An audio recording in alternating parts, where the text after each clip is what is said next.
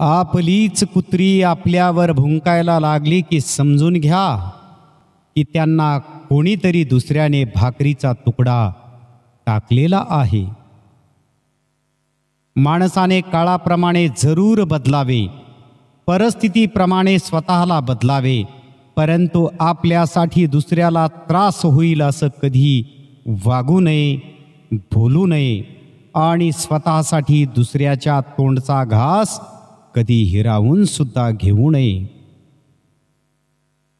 घराचा कर्ता होणं सोपी गोष्ट नाही. त्याची अवस्था पत्र्यासारखी. ऊन, पाऊस, वारा, वादळ झेलतो आणि त्याखाली राहणारे म्हणतात, हा खूप आवाज करतो. मला कोणी फसवत असेल किंवा धोका देत असेल तर मी काहीच बोलत नाही, कारण मी देवाबरोबरच कर्मावर सुद्धा विश्वास ठेवतो.